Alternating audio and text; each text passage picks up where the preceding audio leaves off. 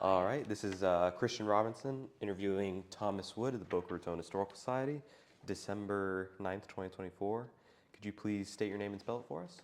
Thomas Wood, Thomas, Wood, Wood. All right, perfect. Tell us when and why you came to Boca Raton. Well, I have relatives here. Had an uncle who lived on Northeast 29th Street, and I had other relatives in Tamarack at the time. This goes back to about 1968. I was 14 years old, and we made our first visit to the uncle here on 29th Street. And on that trip, I visited fire stations, believe it or not. And later in 1971, my grandparents bought a condominium at Boca Towers over at 2121 North Ocean. And we made many more trips to Florida. And after graduating from high school in 1973, went through a lot of other activities, but I decided that Florida was a great place to come to. So I moved here in February of 1974 and lived with my grandparents for the first 9 months until I got my own place. Perfect. And so prior to moving to Florida, when you were visiting relatives, where were you living originally? I grew up in Sound Beach, New York. It's about 60 or 70 miles east of New York City on Long Island on the North Shore. And it's a very small community, maybe 10,000 people at its height. And went to my mother went to the same high school I went to, and I went to the same high school, and it was really a great community to grow up in. So once you were here in Boca, you obviously had a long career in fire rescue and emergency services. What drew you to that? Well, I actually became a junior firefighter in Sound Beach, New York, because both my father and grandfather were volunteers before me. And even my mother and grandmother were in the Ladies Auxiliary Service Company. So it was in my blood. At 14, I was able to join the junior fire department there. And at 17, I was able to take classes at Suffolk Community College to become an EMT, and also take the firefighter class at Yaphank Fire Training Academy. So the day I turned 18, I was certified in the state of New York, both as a volunteer firefighter and as a EMT. So I started running calls right away. But in that area of New York, there were very few career departments other than New York City, which was actually laying people off at the time. And there was one little point there where I decided I'd join the Air Force and try to do crash fire rescue. However, that didn't exactly work out the way I thought it would, because I went through the induction exam and they didn't like my blood. I had had too much protein that morning for breakfast, and they decided they wanted to keep me at St. Albans Hospital for 72 hours to check my input and my output. And that was where I took the cue that maybe this wasn't for me. And my recruiting officer just, he was relentless, and he said, you can't pick crash fire rescue because that school doesn't start for 6 months after boot camp. You can't do nothing for 6 months. And I said, well, I could wait 6 months. He says, no, you can't do that either. So I just said, okay, well, I'm not doing this. But as a volunteer firefighter there, like I said, there were very few opportunities. But when I had visited Florida, it was a growing community, and I knew there were lots of opportunities here. So I took the firefighter exam at Deerfield Beach, and I took it at Boca Raton. I got hired at Boca Raton in June of 1974. It's really interesting. And what was that training like, especially in comparison to whatever training they do now? It was just 200 hours of basic state certification training. Way bigger, though, than what I had done in New York. What I did in New York was probably less than 50 hours. So 200 hours was 4 times that. And today, not only do you go through about a 6-month fire academy, but you have 2 years of paramedic training, which is usually for a associate's degree at a community college. And then when you get hired at Boca Raton, we put you through another 8 weeks of Boca Raton training. So the training has grown tremendously over the years. Even in the short period of time between Sound Beach, New York and Boca Raton, it was tremendously different. Sounds really rigorous, but thorough. So can you give us sort of a summary of your career? And have you served at any other fire departments? Well, like I said, I was in Sound Beach, New York as a volunteer firefighter for about a year and a half, and an EMT, emergency medical technician. And then when I came here, I started out as a firefighter EMT, and there was the paramedic program that had just started at Boca Raton, and they had people trained at the paramedic level, but no one at the EMT level. So I became an immediate backup for whenever a paramedic, they were short paramedics and they couldn't hire one on overtime. I got to perform as an EMT on the medical unit or rescue unit. So I did that the first 9 months I was on the department. I was on the medical unit responding to medical calls only. I didn't get to go on the fire trucks until almost 9 months later. But I took the test and became a firefighter driver. And then I took the test and became a company officer, which at that time was a lieutenant. Today it's considered a captain's position. And I did that for a number of years. And then, so I was hired in 1974, and in 1988, the fire chief at the time was Jack Withrow, and he asked if I wanted to become the fire marshal and go over to days and work out of the office. And I thought long and hard about it, and I said, yeah, I'll do that. And so I became the fire marshal, which is over all the fire inspectors on a day shift. And I did that for 8 years. And in that time frame is when Kerry Cohen came back to Boca Raton, and he was chief during that time frame as well. But that was probably the toughest job on the department. I put way more hours than 40 hours in. I was putting many, many hours either at the office or at home trying to make sure that the city was safe. And really proud of a lot of the achievements that we made during the course of that time. And I know you have a separate question about achievements and honors and all, but that one ties to this. One of the things that I did was I flagged problems with the water network at Florida Atlantic University Really? About the early 90s. What the problem was is they were building lots of new buildings, but they hadn't increased the water mains to accommodate all these new buildings.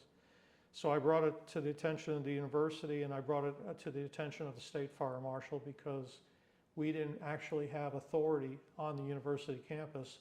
We could only go there and perform cursory inspections, not real ones, because the state fire marshal, that was their responsibility.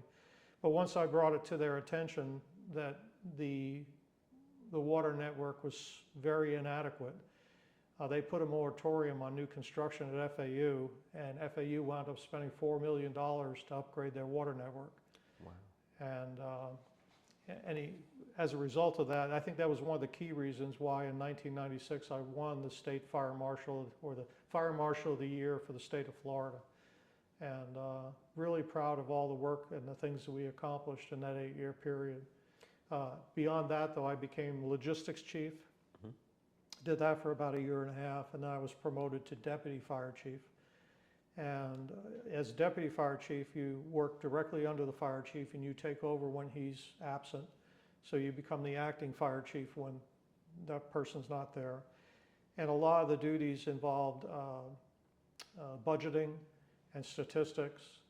And from 1999 to about the early 2000s, I was involved in the project management of all the rebuilding of all the fire stations. And that's something I'm really proud of. We spent over $20 million in that time frame rebuilding and building new fire stations, rebuilding the old ones, and bringing them up to the state of the art they are today. Wow. Then I became chief in 2006, and when Chief Silk retired, and I retired after 15 years as chief in December of 2021. Wow. And for that question about the honors you received, so would you say those, identifying that issue with FAU's water mains and then the work you did, sort of revitalizing the fire stations, would you say those are the most meaningful to you? Yeah, as far as the honors go, across the years I've had, beyond being fire marshal of the year and all that, some of my proudest moments probably was the work I did with the National Fire Academy In 1992, I got to go there and learn research techniques, and it was called the Executive Fire Officer Program. It takes you through a 4-year time frame, and each year you go for a 2-week classroom session on campus in Emmitsburg, Maryland, very northern part of Maryland. And what you do then is, after you're finished with your class, you have to identify a research project, an applied research project, and you have to then submit it within 6 months. And most of the papers are in the 20 to 30 page range. Mine sometimes exceeded that, but I had a theme to mine that I carried through 3 of the 4 years, and that was having to do with fire sprinkler systems. The very first one was about fire station fires and how a single sprinkler head in a fire station would solve almost 2/3 of the fire problem. And would place that sprinkler head in the kitchen, because firefighters start cooking, they get called to a call, they run out the door, forget they left the oven on, and next thing you know, the fire station kitchen is ablaze. And that's embarrassing.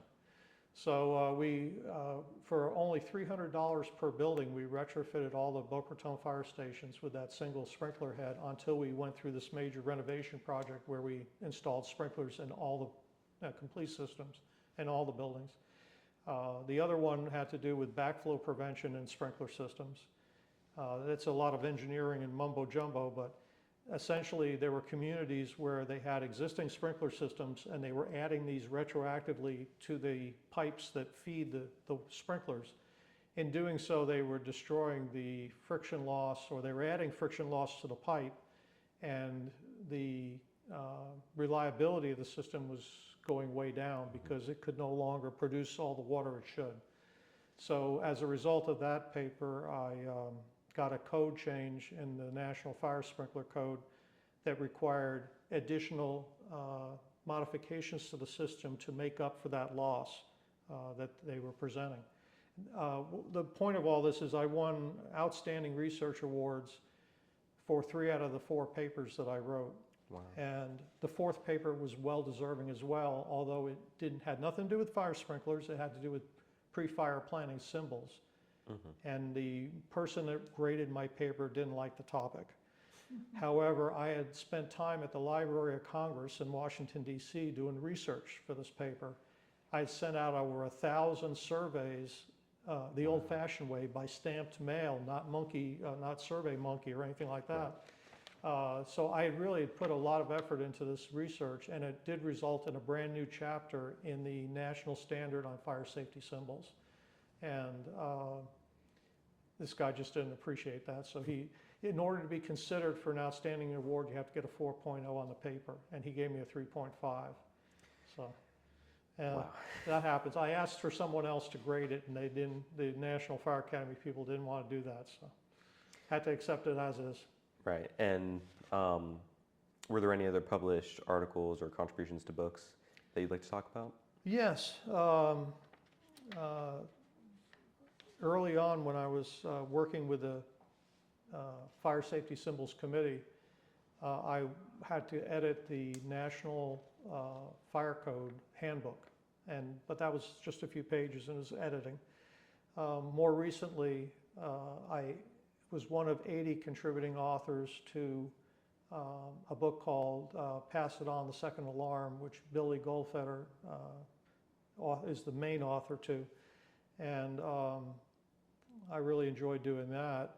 I've done magazine articles going back to the early 1980s in the state publications, and then in the national publications, I had 2 big ones in Fire Engineering magazine in 1986 and 87. And more recently, I've gone back to the state publication for articles about the Boca Raton Army Airfield and about their fire department, and those have been published.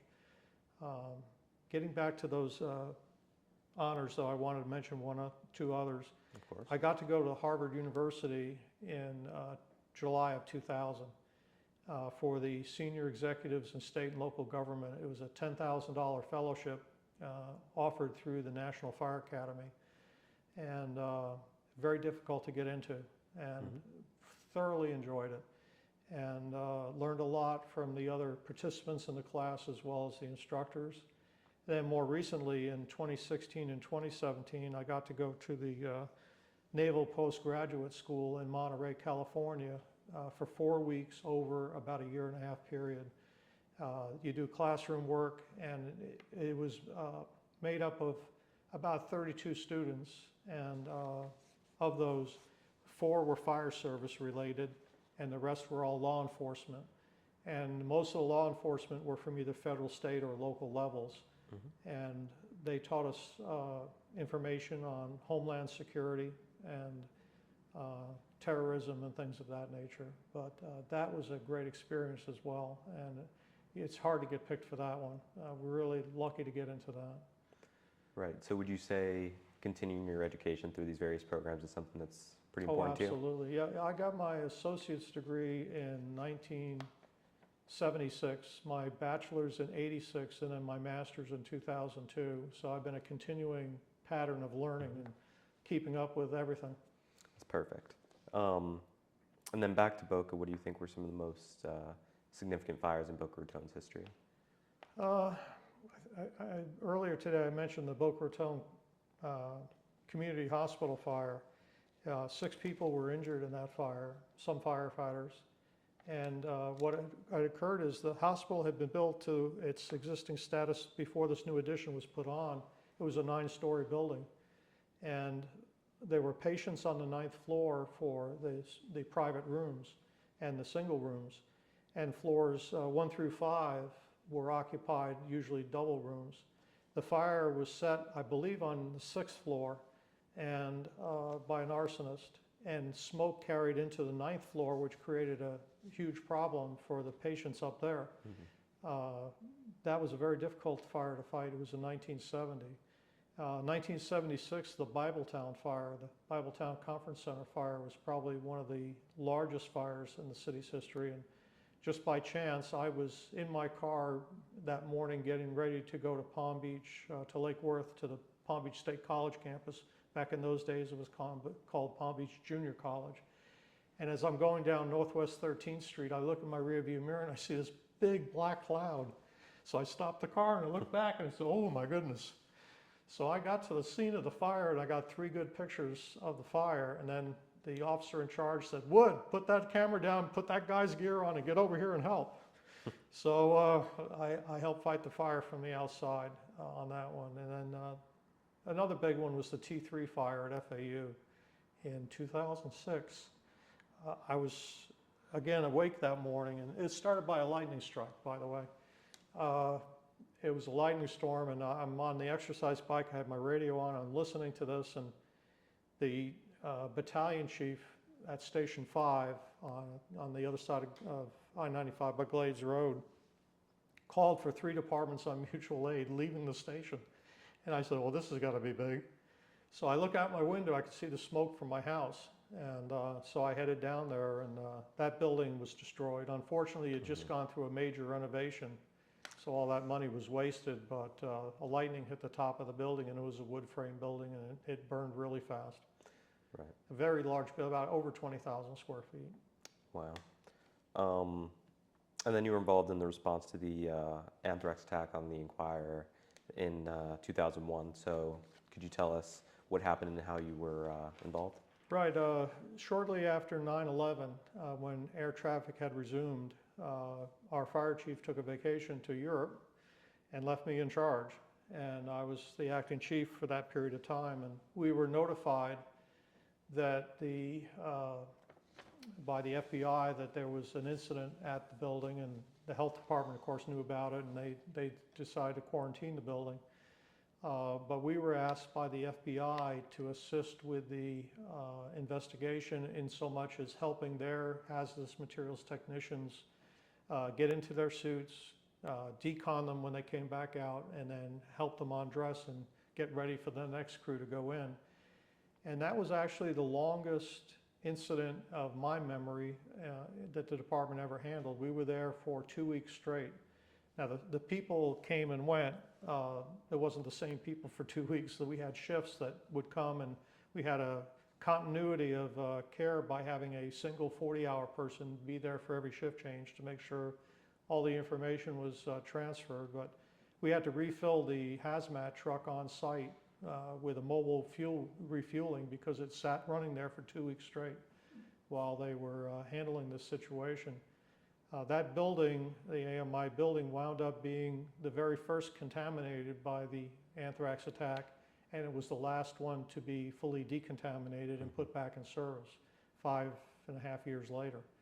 Wow. So I did do a presentation on this to the Historical Society recently, and my goal was to get a historic marker placed at the site of the building or near the building, but the State Historical Marker Council said it was too recent of an event to warrant a historical marker, even though there's a provision in their rules that for events of national significance, they can waive that 50-year thing. So, but they still said they wouldn't do it.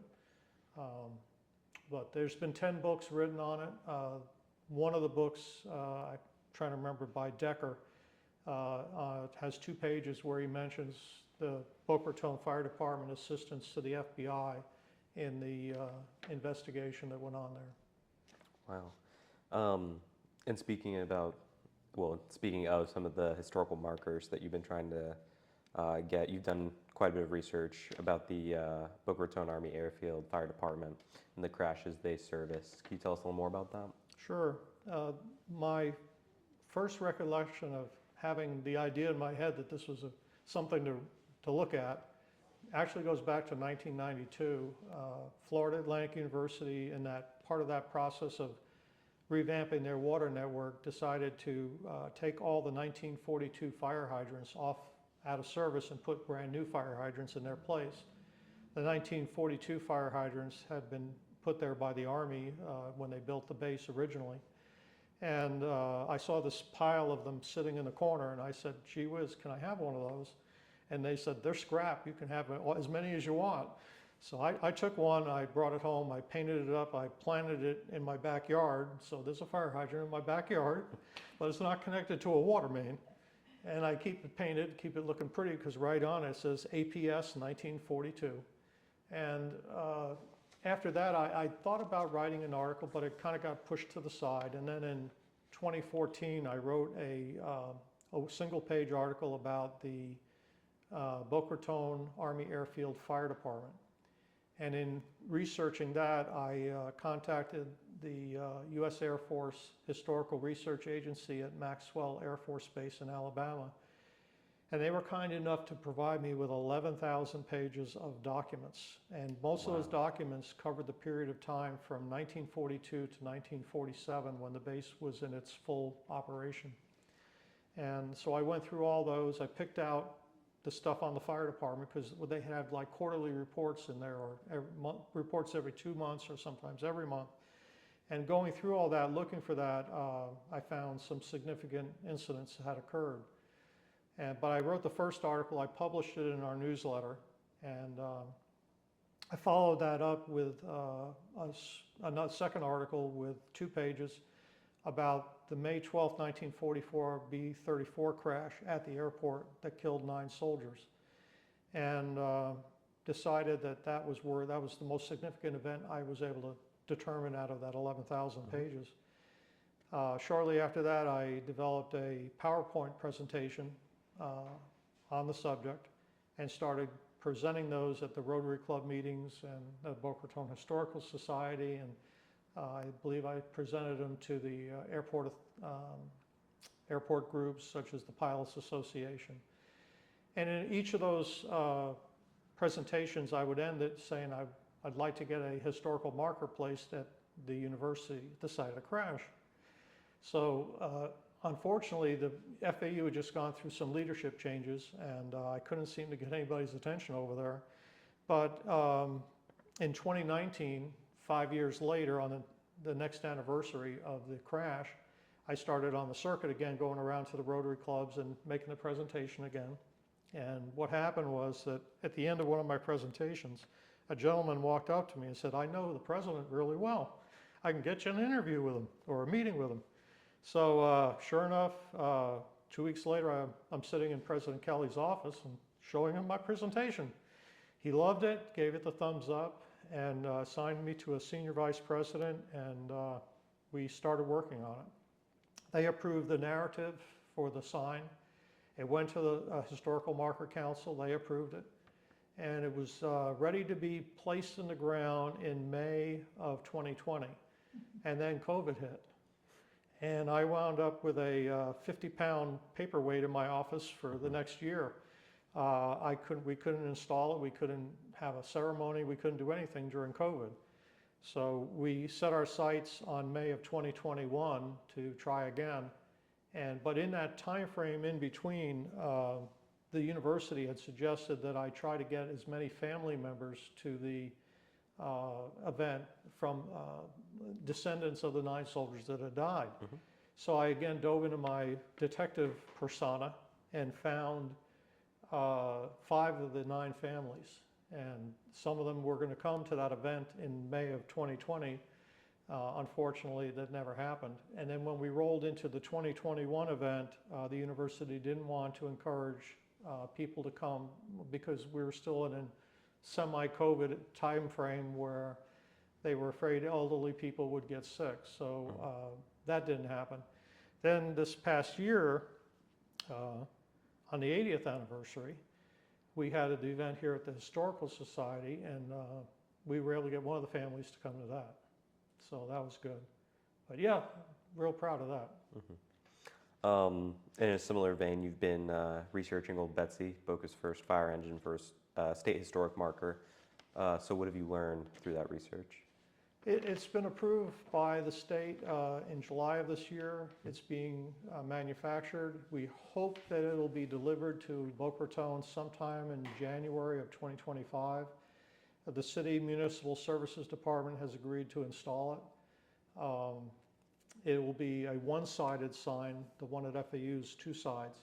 And it will be installed on the front of Fire Station 3 where Old Betsy is kept. During the research, one of the most interesting findings was that in the 1927 photograph of Old Betsy, when it first was being staffed up with firefighters, there's a gentleman named Fred Thomason in the picture. Well, flash forward to 1995, and he got to ride on Old Betsy in the holiday parade. And as one of the last surviving original firefighters of that era, I was able, again, my detective work and research, I was able to locate his grandson who resides in Delray Beach.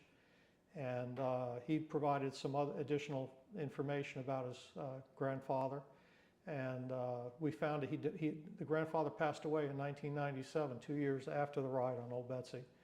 But yeah, it's just my presentation, which I hope to do here at the Historical Society in June of 2025, is broken down into segments according to who was the chief and what occurred during that time frame with each of those fire chiefs.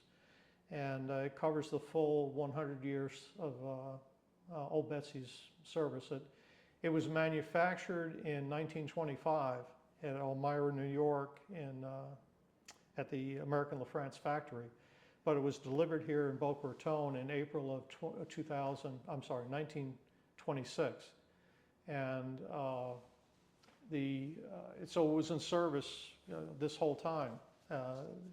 Active duty, it ended in the late 1960s, but we've kept it. It was restored. It's on the National Register of Historic Places, and now it has a historic marker. So That's happy wonderful. about that. Mm-hmm.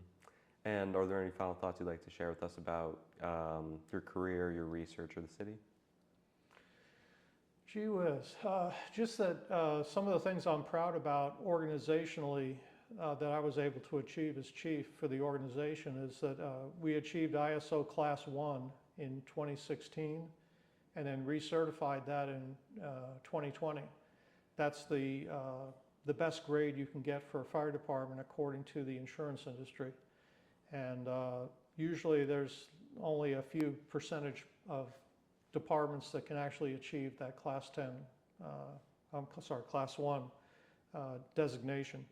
And then also during my time frame as fire chief, we were able to upstaff our medical units, our rescues, and add 2 additional rescues to the system, 3-person rescues. and upstaffed the others to 3-person. So really proud of that during my 15 years. It didn't start out good though, because I was promoted in 2006, and then we had the recession of 08, 09. Right. And there wasn't a whole lot of things you could do for about a 4 or 5 year period as far as making improvements to the organization, because money was very, very tight. So what was the public reaction to the Anthrax Well, scare like? And it spread, not just in Boca Raton. One of the interesting things is we had we known anthrax, we had a known suspicious powder of some sorts at the building, at the AMI building. And initially, they weren't acknowledging that it was anthrax to the public, but behind the scenes, I knew there was, and because it had been tested and determined by where the first patient went, and that's what they determined it was. But we wound up with powder calls, suspicious powder calls, all over the place. And I believe we logged 230 of them between October and December of 2001. And in order to handle that influx of people calling in all these crazy powder calls, we had to establish a prioritization. And the first was, it's just a powder, it's not bothering anybody. The second one, it's a powder, it's all over people. And the third one was, oh, people are really sick now. So it was like level 1, 2, and 3. And we would give a higher response if people were actually sick from it. We would send more units. But if it was the lesser of them, we'd send usually a police officer and a hazmat tech in the same vehicle. They would go together and they would determine if it was truly an issue. During that time frame, we had something as silly as somebody moved a cash register and there was a lot of dust under the cash register, and they said, oh my God. And I showed up on that call with one of the police officers, and that's dust. I mean, yeah, that's dust. What was here before? It was a cash register. We moved it. Yeah, that's dust. But we didn't have any other genuine anthrax incidents in Boca Raton. I think some of the ones where people put baby powder and sent them to people, that was just crazy, and it just created a lot of other fear. People would, at that point, because it was determined that the anthrax had arrived by mail, by the U.S. mail system, and some people were not opening their mail inside their house anymore. They were opening it by their garbage can, or just taking their mail, looking at it, and throwing it in a garbage can. There was a tremendous amount of fear over being sent something you shouldn't be sent. All right. Thank you so much for your time and all your service to Boca. You're very welcome. Thank you very much.